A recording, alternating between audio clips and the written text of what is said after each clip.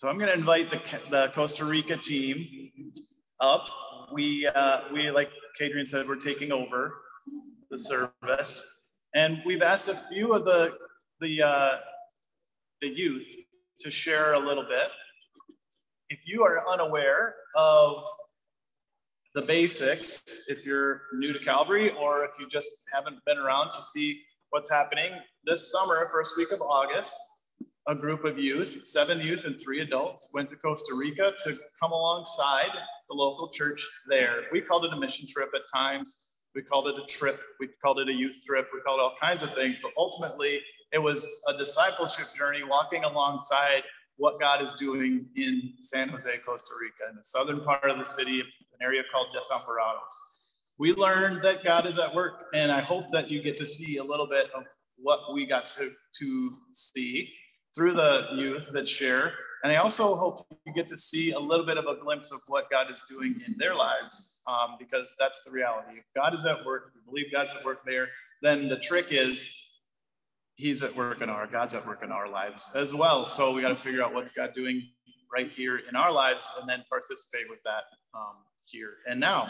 So I'm going to start with my daughter, Kate, and I'm going to ask her a couple questions because she's my favorite.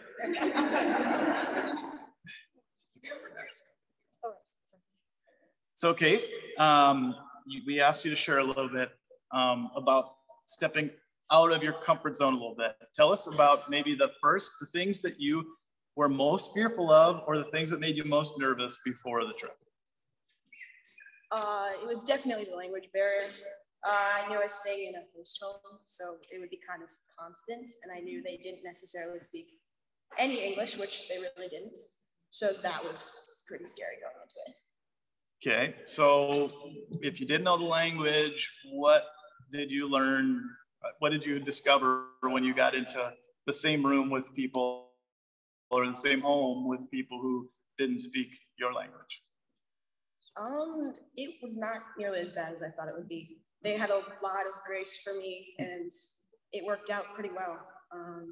Yeah, I learned a lot of Spanish, and I think they learned a little English.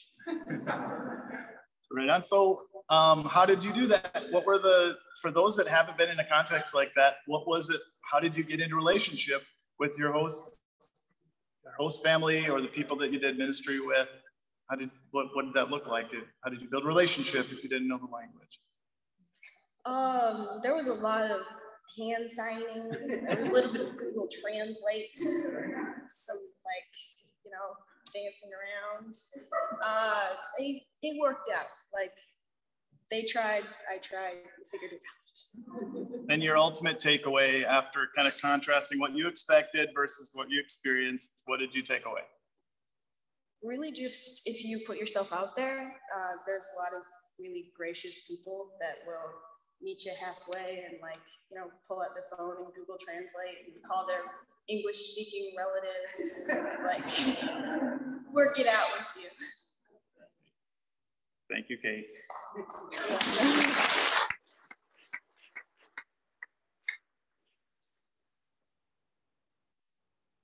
So we're just gonna hear from the rest of our youth. I'd like to invite Kira to share. She's gonna talk a little bit about joy and what that was like for her.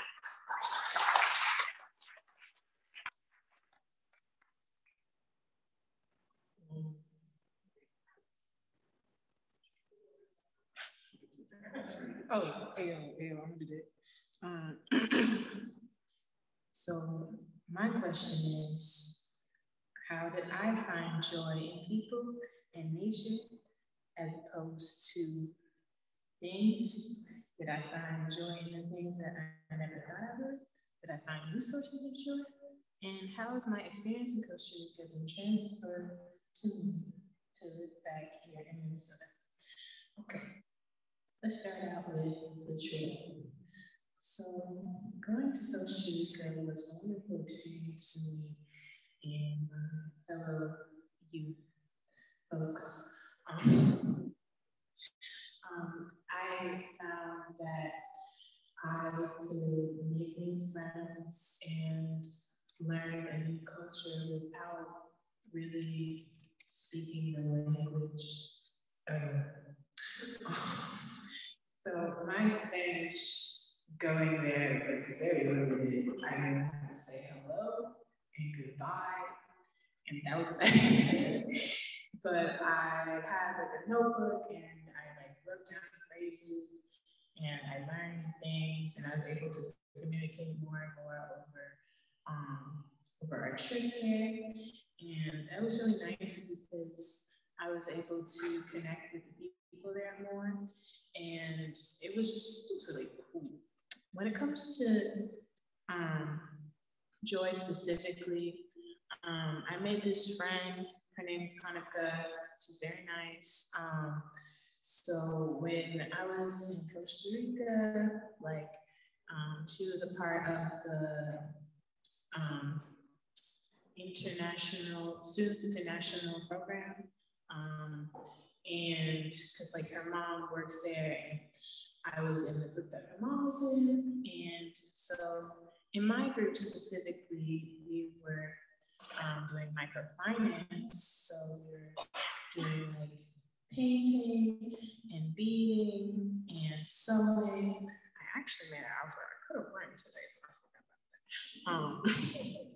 But I was able to like make things, and I wasn't expecting to be as moved as I was, but I really was moved, and I feel like I changed for the better as a person. I feel like now I'm able to appreciate like other cultures more, like in general, after like being like immersed in a culture completely different from my own. And I feel like I'm happy with how it all turned out. Like even in the moments where I didn't always like know what's going on because I didn't really like know how to communicate properly. Like people were still just like hanging out and able to like be cool. So for question number 2, did I find joy in the things that I never thought I would? Yeah, like making, like baking and painting and all that stuff. Like I do that stuff all the time, but I don't typically do that with other people. And so it made me really happy to like really make something like as a group and feel like really proud of myself and like the group that made it, you know. And I also think I really appreciate like nature more because just like all around me, I could see like flowers and different trees and awesome stuff. And I thought that was really cool. I never thought like everything did have that appreciation, but it wasn't like as much. And my experience in Costa Rica, how it transferred to how I live back here in Minnesota, I definitely think that I cherish my relationships with people more probably, and like the ability to actually communicate with people. I think that I didn't realize how much of like a privilege that can be, you know.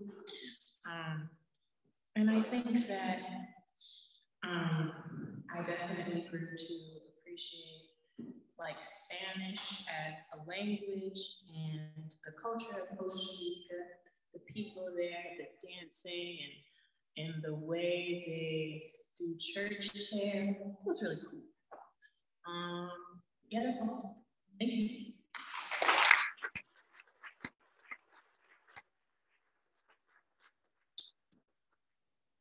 Thanks, Kira.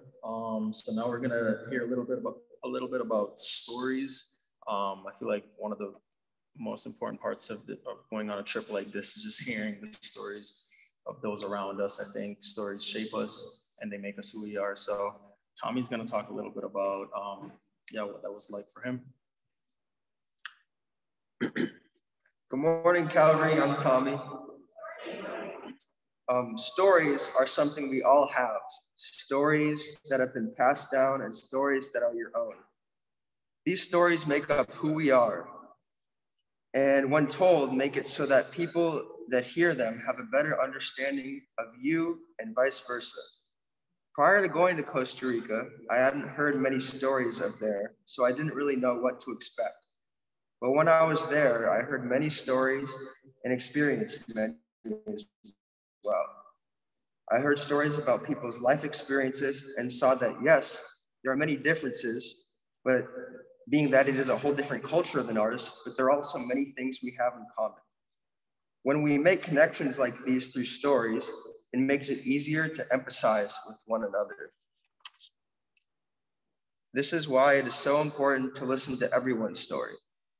Because if we only hear one biased story or only part of a story, we won't be able to see the whole picture. But going on this service trip, I was able to see the whole picture.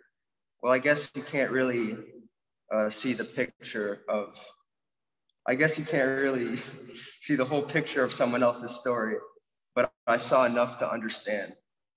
Every day, Costa Rican staff members told their stories about their lives and some of their struggles. And through this, I could better see their humanity and my own. This was a very special trip, and I thank you, Calvary community, for the help in sending us there.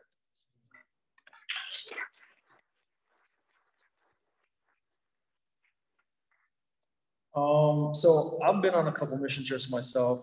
I've been to Cuba a few times with my church from back home.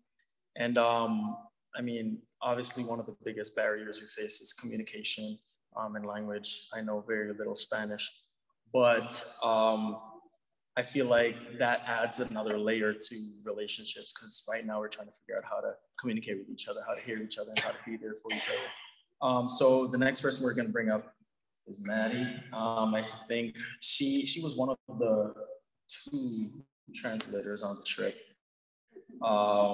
So there was a lot of pressure, but it was a very needed and vital role. So we're gonna hear what she has to say.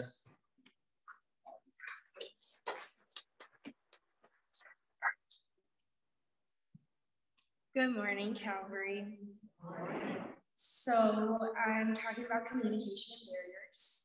Just to start off, I was the only one that could speak fluent Spanish on the trip. All of them could speak Spanish, but very little. Like they got the point across, just not using the right grammar most of the time. So I was groomed with Glennie, Glennie, sorry, and Kira, and I was put in the education program, which at first I liked, but I really wanted to be in the sports program. But in the end, I absolutely loved being in the educational program. As for communication, it helped me obviously in many ways because Spanish is their first language. In the education program, you work with kids you help kids with homework from K through 5th grade. And there was this one kid, her name was Rica, and she absolutely loved me. I saw myself in her when I was younger. She had the little sass and attitude, never wanted to do her homework. I was assigned to the library room, which is like a wall full of books, never organized. She was like, let's just organize the books instead of doing my homework. And I was like,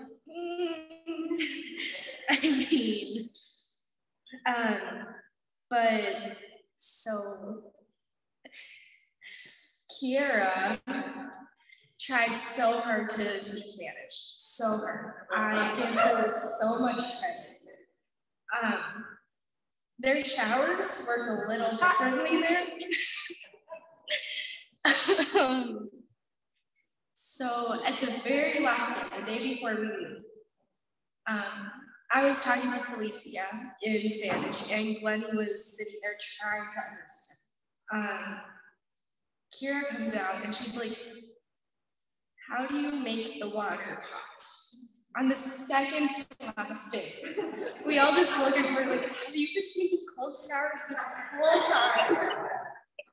So that was fun to experience because for an hour, Alicia and I were just cracking up. Okay.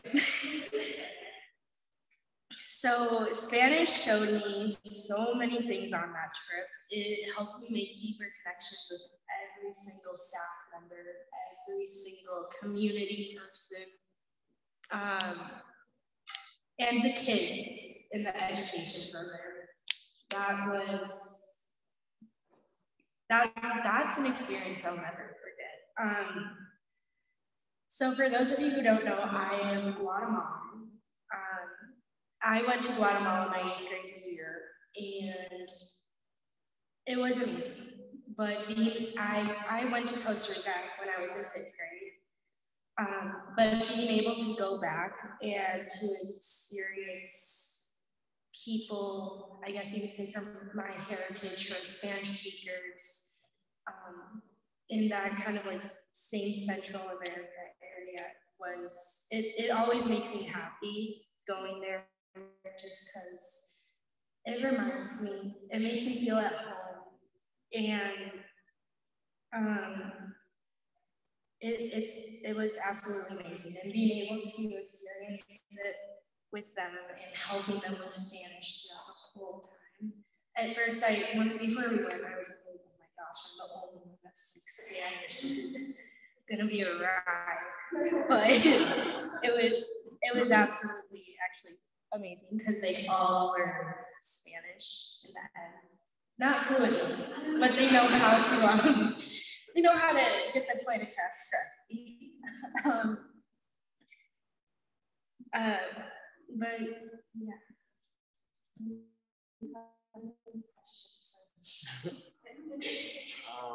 Well, I mean, so I grew up in the Cayman Islands, but my family's Jamaican. I spent a lot of time in Jamaica. And so I find that I have a couple friends here in Minnesota who are Jamaican, but I've been here for 4 years. So I've learned how to communicate in a way that Minnesotans would understand, I guess. So every time I'm in that group of friends who speak Jamaican, I have also friends that are from Minnesota with me. And so I'll just switch up and they'll be like, wait, I didn't know like you spoke patois or you did this or you did that.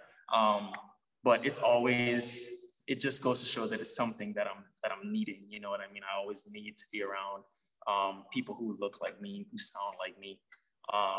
So I'm just curious, what was that like initially for you when you first got back or when you first got to Costa Rica?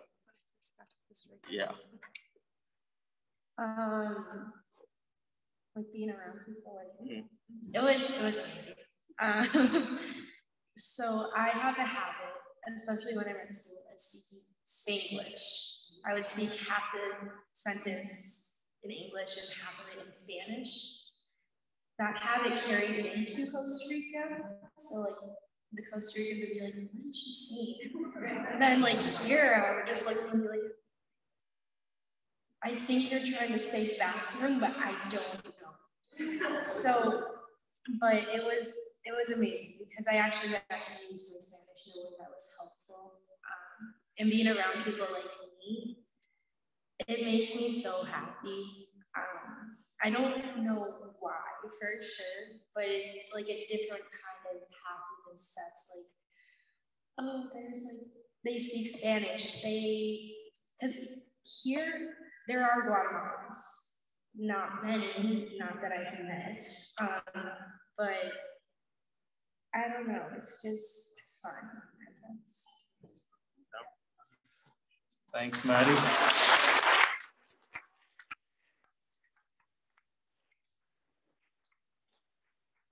So now we're gonna invite Joel up. Joel, actually, I didn't know this, but Joel speaks Spanish as well. And I don't know, I geeked out at it for some reason.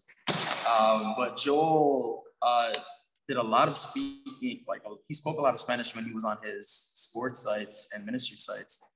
So we're just gonna invite him up to share what that was like, and just a little bit about what disconnecting was like as well. So, yeah.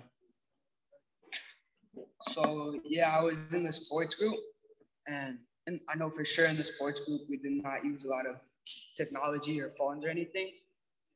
So what that kind of meant for us was that we were more focused on the relationships that we made, and translating their Spanish to English for us, and then us translating English to Spanish for them. And I know that everybody in the sports group had a really good time. And we were all trying to figure out what we were trying to say to each other. And I think that if we had technology now with us when we were there, it would have been a lot more different. We wouldn't have been making as good of connections with people as we were. So, yeah.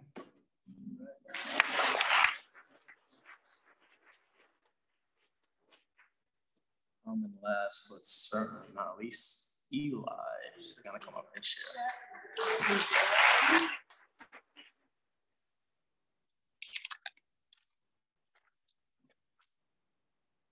Morning, Calvary. I'm gonna briefly touch on the language barrier as well, because I went there to Costa Rica only being able to say with confidence, I don't speak Spanish. And that led to some fun mix-ups, including accidentally calling the Pope a potato. But what I was asked to come up here and talk about, and what I want to talk about, was just a kind of a lesson I learned from the trip. In Costa Rica, I worked in the creative arts workshop, which was run by a very fun man named Danny, and who had us mainly working on sanding various wooden structures, including a lot of pieces of chorreadors, which are this like coffee making thing they use in Costa Rica. It's kind of like a drip fan, I believe. But we had all ordered a lot of them, and thus needed to make them all in the workshop. And that required sanding all four sides of many, many, many pieces of wood. And in my mind, that's not very fun and is kind of boring to just be sitting there with a sander hours on end. However, it was frequently broken up by Danny coming in with a bunch of coffee and just sitting down to play Uno with us. And as the week went on, I started to recognize my frustration was more of a misplaced expectation that I was going to be working all the time, doing something. And I kind of had to work that out of my system as I went through that. Instead of thinking, all right, what can I do next? More be like, okay, this is what I'm doing now. Just take my time in the moment and be there. And that's kind of what I took home most from it is I don't always need to be doing something. I can just be, and that's fine.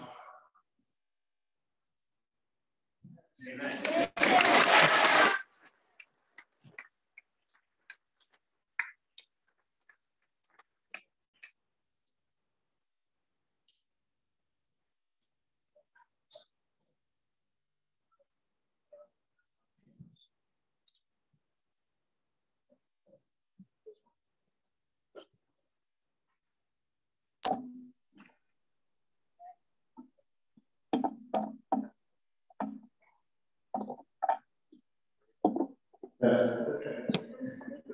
I want to, before we close this and move into communion, I just want to acknowledge Michelle. And Delon was on. But thank you to Michelle and Gladys for the co-leadership.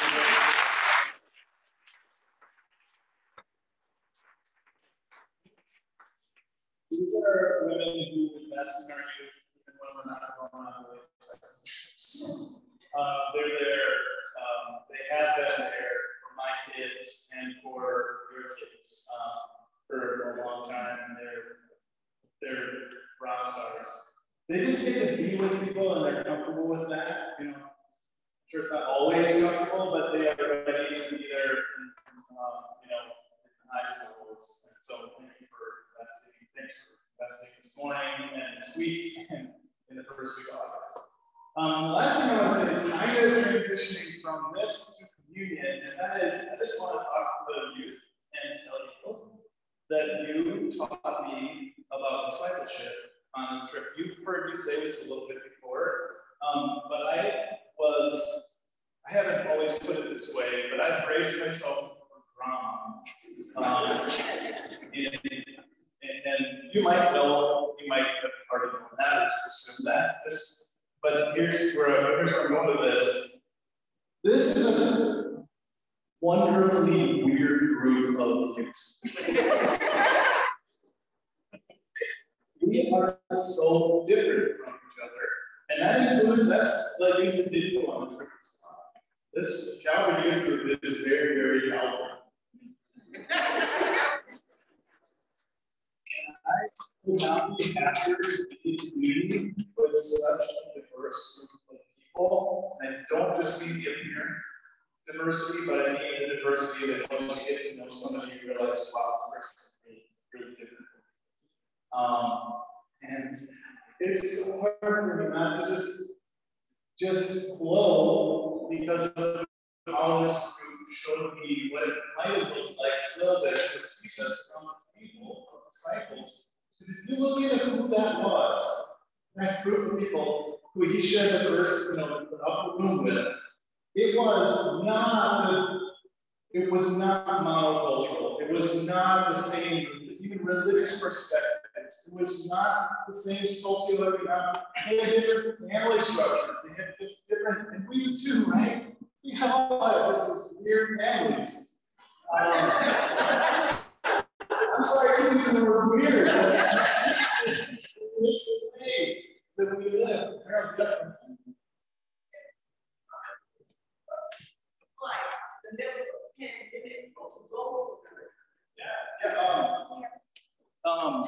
Yeah, well, that would have been a really good. Ask them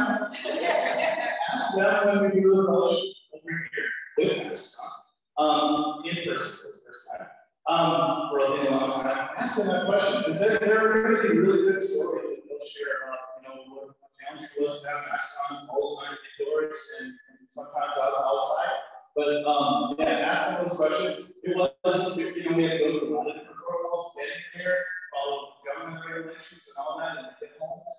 We had to safely and stay COVID-free before we got home. We were all kind of maybe hoping we have to spend 2 weeks in something like that. But no, not really. So it was certainly a unique experience. But I'll just close out by saying thank you to this group of youth because you created space and grace for each other across differences. I think this group showed me, again, what it might have been like for disciples sitting there following Jesus. It's going very differently than they expected. And they're sitting next to people they did not have chosen to be sitting next to. But they're there because of Jesus. And they're there because there's a purpose and a mission. And you're there on Wednesday nights and Sunday mornings, and you're here today, and you'll be here various times. Maybe not with people you would choose to be with, but you're here because of something greater than your own preferences, your own, expectations or your own agendas. So thank you. This was a profound experience for me because of how you guys treated each other and loved each other. Thank you.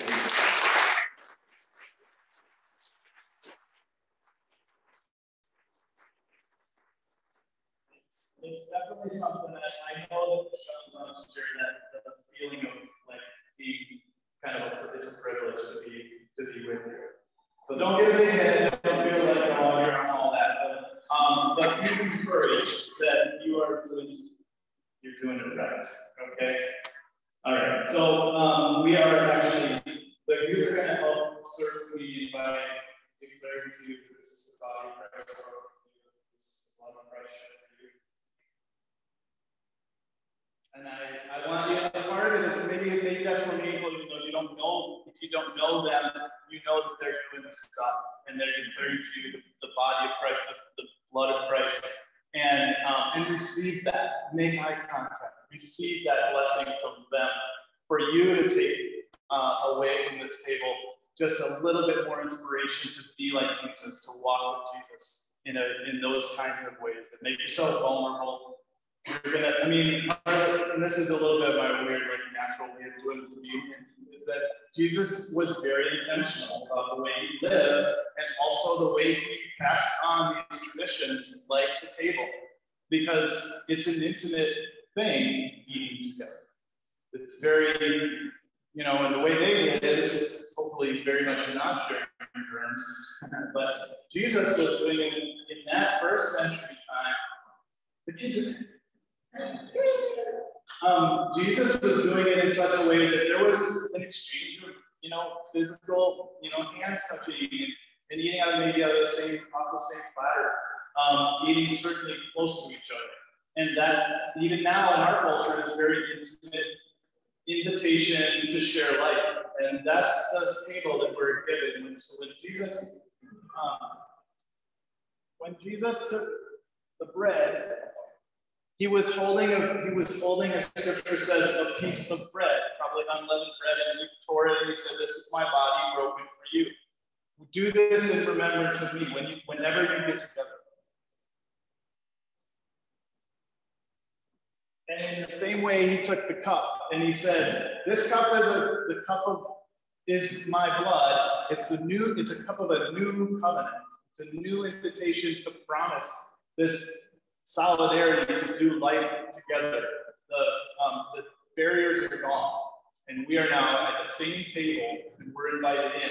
That's one of the things I love about Calvary as well, is that even though this communion can be used very much by religious structures to keep people out, Jesus said, "Come in and eat with me, have a meal with me." And he said, "Whenever you get together, do this in remembrance of me." So the cup and the bread are representations of that meal, that solidarity with Jesus, that close connection with Jesus. And so that's the invitation for anyone here this morning to enjoy full communion with Christ and with Christ himself, served by young people who are doing it right. They're in communion with God's people, in body of Christ here at Calvary and elsewhere.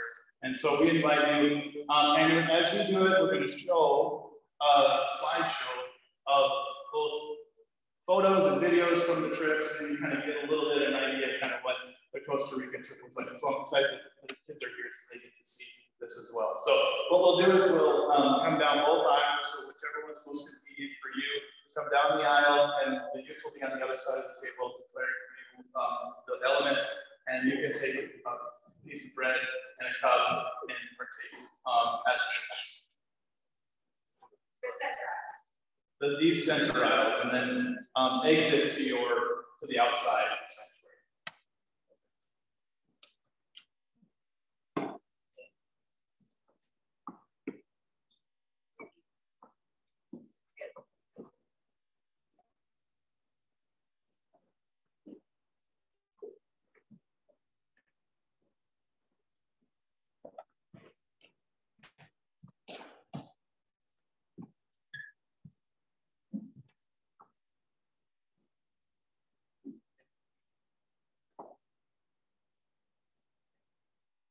So please come to the table when you're ready.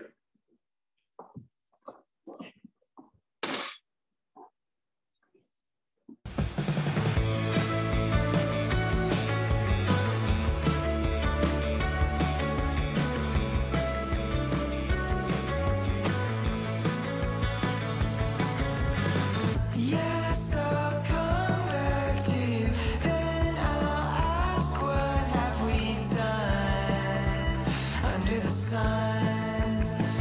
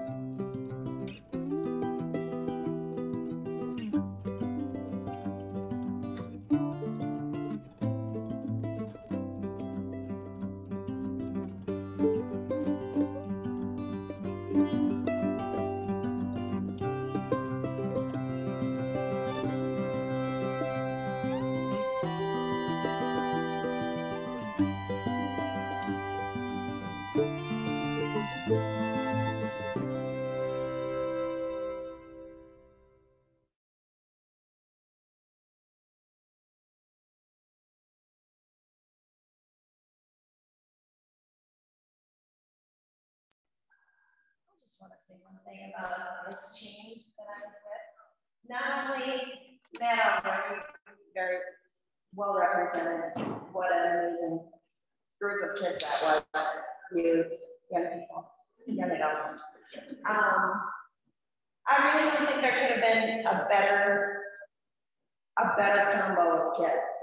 I mean, we could have certainly added to it and it would have been even better, I guess, but the relationships they have with each other, the relationships they made with the people there, their interactions with us, and Tony talked about people's stories.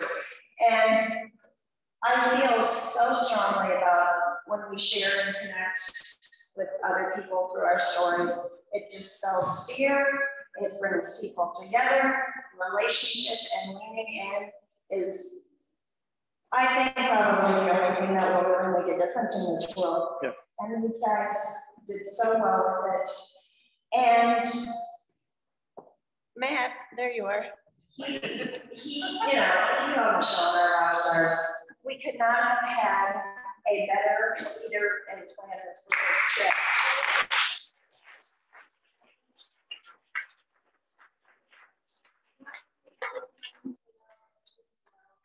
Grace and patience and kindness with how he deals with people. and us and everybody. It is one of the best lessons in my life for how to be in the world. Okay. And so, yay. And thank you, Tommy. Thank people a little bit for, I'm going to get to thank our supporters. It meant so much that we were able to have this trip. And we thank many of you for investing in our youth. And not just monetarily, but just support and care for our youth. Thank you.